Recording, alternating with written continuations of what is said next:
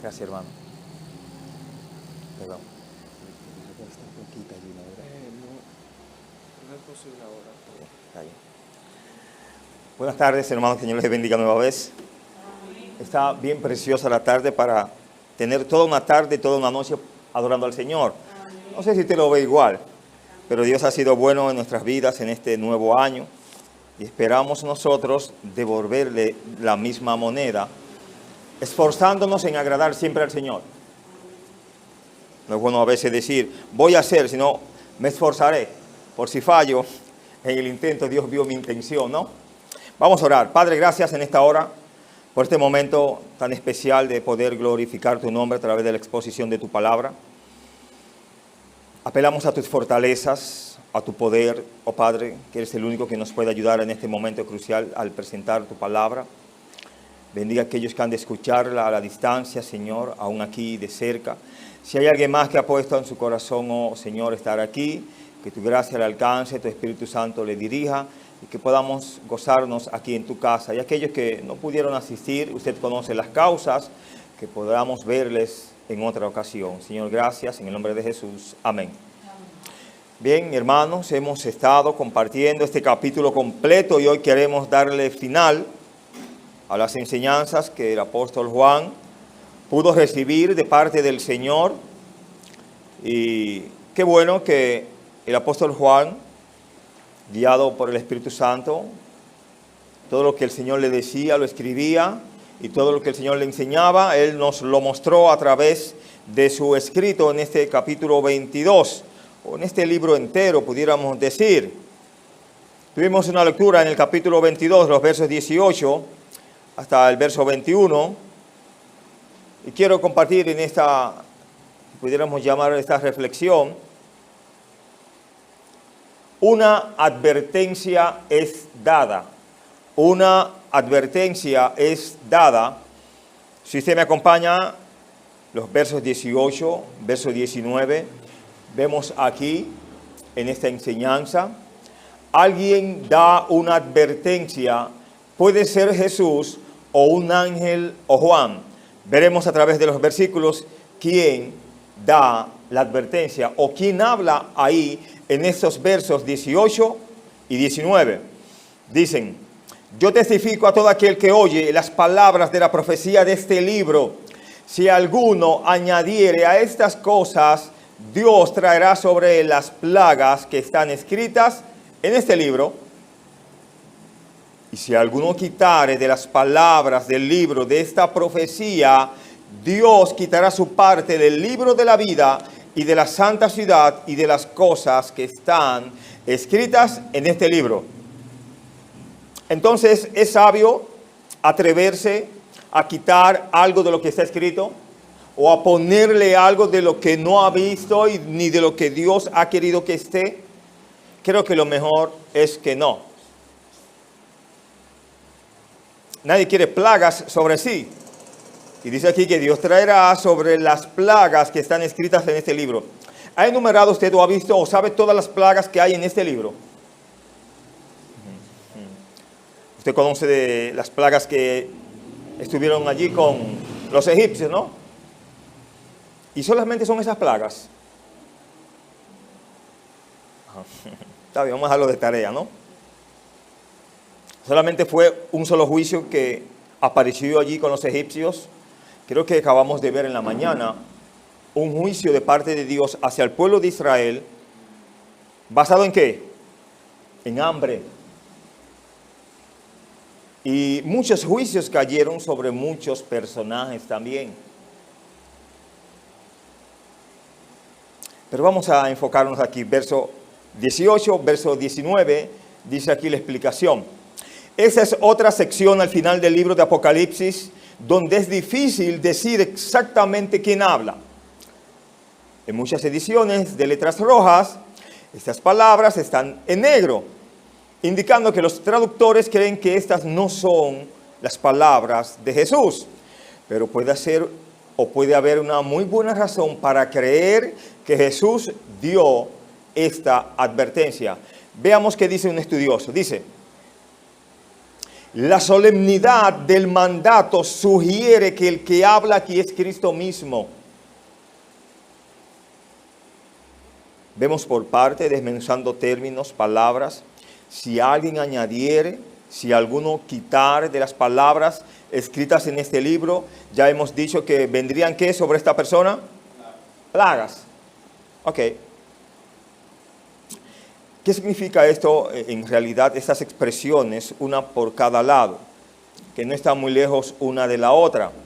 Esto significa que hay un alto precio que se debe pagar por manipular específicamente el libro de Apocalipsis, pero también las escrituras en general. ¿Usted cree que solamente Dios castigaría a quien alterase el libro de Apocalipsis? No. Ya anteriormente Dios había escrito que quien adulterase, pudiéramos decir, el Antiguo Testamento y el Nuevo Testamento, tendría problemas. Y esas, repito, no son las primeras advertencias en ese sentido. Si vamos a Deuteronomio capítulo 4, verso 2, encontramos allí lo que dice la palabra de Dios.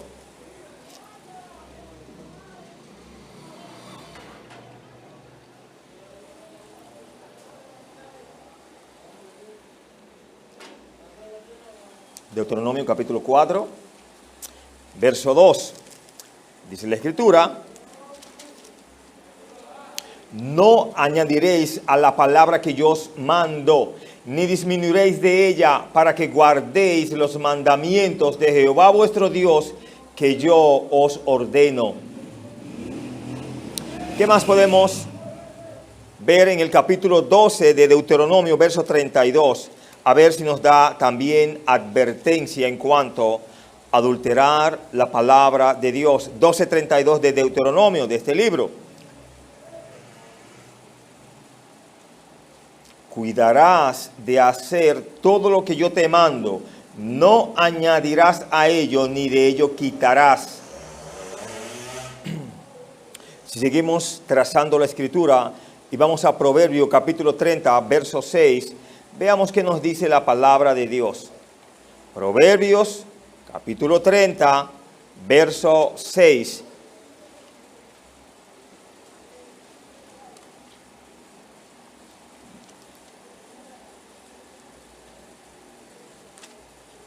...36 de Proverbios. Estamos cerca. Dice la Escritura: no añadas a sus palabras para que no te reprenda y seas hallado mentiroso. Está hablando de la palabra de Dios aquí, el escritor de los Proverbios. Bueno, el verso 5 nos da una pista. Dice: toda palabra de Dios es limpia, Él es escudo a los que en Él esperan. ¿Y el verso 6 se conecta con el 5 o no se conecta? Jeremías 26:2. Jeremías 26:2. Dice la Escritura, Jeremías 26:2. Así ha dicho Jehová: ponte en el atrio de la casa de Jehová y habla a todas las ciudades de Judá que vienen para adorar en la casa de Jehová. Todas las palabras que yo te mandé hablarles, no retengas palabra. ¿Qué Dios le está diciendo a Jeremías? Que diga lo que él quiera decir o diga una parte de lo que Dios le había dicho. Todo, no retengas nada. Expresa lo que te mandé a decir. Las advertencias en contra de alterar el texto bíblico constituyen la clausura del canon del Nuevo Testamento. Cualquier persona que se atreva a manipular la verdad con su falsificación, edición o interpretación equivocada acarreará en su vida los juicios descritos en estos versículos. Pasamos a Apocalipsis capítulo 22. Y son muchas las plagas que aparecen solo en Apocalipsis, ¿sí o sí? Creo que sí, hay demasiadas para atreverse a osar, a fallar a la palabra de Dios. Sigue diciendo: ¿qué advertencia tan solemne es esta para los críticos que han manipulado este libro y otras porciones de las Escrituras? en una arrogancia autosuficiente que les hace pensar que están equipados intelectual y espiritualmente para determinar lo que es cierto y lo que no es cierto en la palabra de Dios. En el mes de diciembre, si mal no recuerdo, en el año pasado, unos eruditos muy dotados de conocimiento y de teología y cuanta ciencia pudiera aparecer, decidieron cambiar los 10 mandamientos, porque ya esos 10 mandamientos habían que caducado, según ellos. Hermanos, la palabra de Dios me dice que el cielo y la tierra pasarán, pero la palabra de Dios pasará. Dice que no. De hecho, esos elementos que cité, cielo y tierra, serán desechos, pero la palabra de Dios no será deshecha. ¿Por qué no será deshecha la palabra de Dios? Porque Dios es eterno. Y si Él es eterno, ¿qué es lo que estudiamos nosotros? ¿Qué es lo que vemos aquí? ¿Cómo se llama esto, hermanos? La palabra de Dios. Mientras Dios hable, habrá de su palabra. Una nota nos dice, esta promesa solemne también implica que el libro de Apocalipsis puede ser entendido. Un interrogante. ¿Por qué Dios asignaría una reprensión tan fuerte por la añadidura o sustracción de un libro que ilustra grandes ideas con imágenes extravagantes si de todas formas nadie iba a entenderlo? Dios no nos manda que entendamos la palabra. Dios no nos manda que obedezcamos a su palabra. Lo que Él quiere que entendamos lo vamos a entender y lo que no se quedará así, en secreto.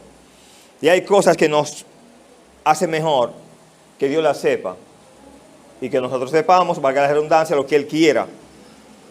Los teólogos generalmente hacen una extensión más allá del sentido de estos 2 versículos, considerando esto como la última porción de la Escritura. No solamente puesta en lo último de nuestras Biblias, sino revelada y escrita al final.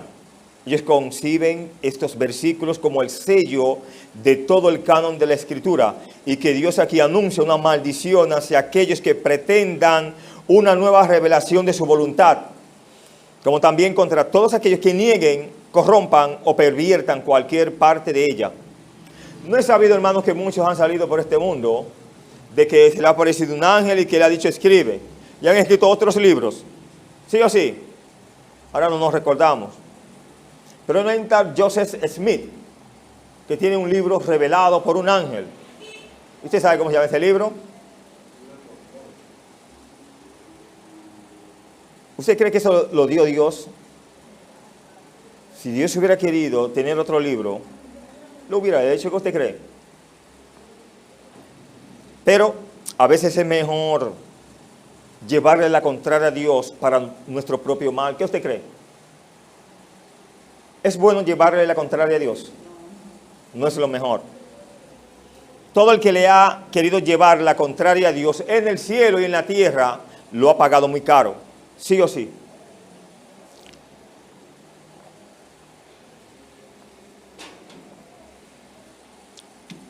Los versos 20 y verso 21.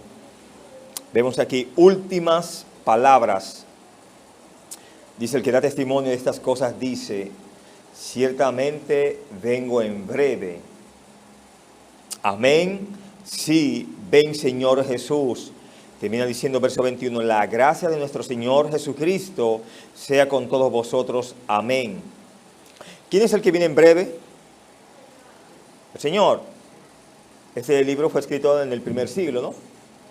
Y después ha llovido mucho. Pero eso no quita que el Señor viene. Dios quiere que tú y yo nos preparemos para ese encuentro. Que si estamos andando en santidad, ¿qué debemos hacer? Quitarnos de ahí. Santificarnos más. Eso es lo que Dios quiere. Recuerde que un día para el Señor es como ¿qué? Como 1000 años que pasó. Son muchos 1000 años. Para el Señor es como un día. Es como tornar una página al otro lado. Hasta el final, el libro de Apocalipsis enfatiza prontitud y vigilancia. Si omitimos esta lección práctica del libro de Apocalipsis, la lección de la preparación, entonces perdemos el mensaje esencial del libro. Por si la declaración vengo en breve no fuera suficiente, Jesús pone énfasis en ambos lados de esta dirección. Dice, ciertamente vengo en breve. O sea que a vengo en breve le pone ¿qué? Ciertamente. O sea que vendrá. Es cierto. Antes de la declaración y amén, después Él quiere que estemos ¿qué?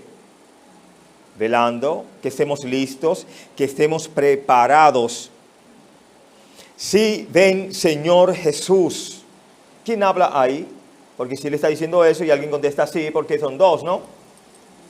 Con esta frase Juan utiliza una expresión en arameo que era bien conocida en la iglesia primitiva. ¿Cuál es el significado? Que no se lo quiero poner tan fácil. De Cristo viene. Ok, lo voy a poner ahora más fácil. ¿Cuál es el significado? Ya saben que iban a caer. El significado de la palabra Maranata. Cristo viene. Seguimos aquí. El libro de Apocalipsis comprende muchos eventos proféticos, pero el libro termina con el deseo de Juan del regreso ¿de quién? De Jesús. ¿Por quién? Por su pueblo. Él anhelaba el rapto de la iglesia. Si toda creación gime y sufre dolores de parto en su conjunto por la manifestación de los hijos de Dios, ¿cuánto más esos hijos de Dios? Que sí pasaron vituperios a gran escala, todos los apóstoles, excepto Juan, murió, pudiéramos decir, de muerte natural y tranquila, pero no quita que fue que bien azotado. Me parece que fue a este mismo Juan que fue echado, o fue otro apóstol que fue echado en aceite caliente y no murió. Y recuerde que Juan no es en una suite 5 estrellas que está escribiendo y viendo, es en la isla de ¿qué? De Patmos, que estaba ¿qué? Encarcelado allí. Y allí fue el Señor a visitarlo para que escriba, para que veas. No importa dónde estemos, Dios allí nos ve y nos busca. El libro y la Biblia termina con una palabra de gracia y gracia para todos. Pablo también utilizó esta frase como palabra final en algunas de sus cartas.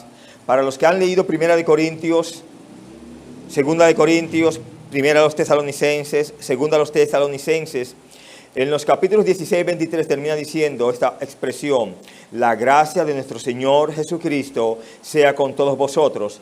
2 de Corintios 13, 14 y 1 a los Tesalonicenses 5, 28, igual. 2 capítulo 3, verso 18. En 2 de Tesalonicenses 3, 17 y 18, Pablo indicó que esta firma, sin duda, escrita con su propia mano, era una marca de que la carta era genuinamente ¿de quién? De él. Era su sello apostólico. Se cree que lo escribía en grande. Es una buena palabra para el cierre de esta maravillosa ilustración de la provisión de gracia de Dios para su pueblo en la tierra y en el cielo. Sea lo que fuera que omitas, que la gracia de nuestro Señor Jesucristo siempre esté contigo. En cualquiera de los puntos, tú o cualquiera de nosotros podemos fallar, pero que nunca nos quedemos cortos de la gracia de nuestro Señor Jesucristo. En vez de quitarle algo a la palabra de Dios, quítese algo a sí mismo. Quítese de las cosas que usted sabe que afectan el poder agradar más a Dios. ¿No es mejor así? Y en vez de añadir a la palabra de Dios, añada su propia persona virtud, añada su propia persona el orar más, el evangelizar más, el buscar las almas, el dar el mejor de los testimonios. ¿No se puede eso añadir a nuestra vida? Un contraste y algo paradójico que vemos al terminar el Antiguo Testamento, el último libro, termina con maldición. Pero al terminar el Nuevo Testamento, Dios en su palabra termina con ¿qué? Con bendición.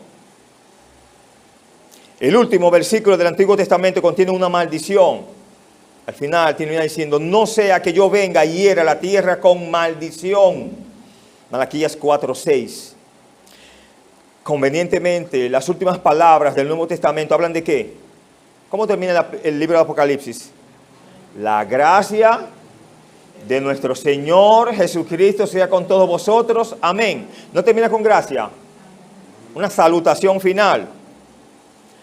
¿Por qué? ¿Por qué es debido esto aquí? ¿Y por qué Malaquías termina así?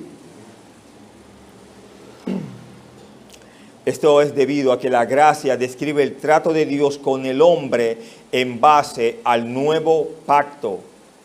En Cristo Jesús tenemos el nuevo pacto. De Malaquías hacia atrás tenemos que el antiguo pacto. Todas las bendiciones en el nuevo pacto, hermanos, están en Cristo Jesús. Solo tenemos que apropiarnos todo lo que Dios quiere a nuestras vidas, buscar su rostro, obedecer más a Él y reconocer, hermanos, que Dios es un Dios todopoderoso, que Dios todo lo puede, que no importa la aflicción en la que tú te veas, Dios puede ¿qué? Quitar cualquier aflicción que nos esté matando. Créale a Dios. Todo lo que usted necesite, todo lo que a usted le falte, ¿quién es el único que le puede ayudar? ¿Quién fue que ayudó esta mañana a una tal Noemí? Y más adelante en los textos siguientes o mensajes siguientes vemos que ayudará a ¿quién? A Ruth también. Creámosle y obedezcamos a la palabra de Dios y omitamos lo que tengamos que omitir de nuestra vida, pero de la palabra de Dios no. Esta palabra es infalible. En épocas anteriores, las Biblias se quemaban por montones para evitar su propagación. Eso solo hizo que se hagan más. Porque si se quemaban 1000, se reproducían 5000. Que Dios les bendiga. Muchas gracias.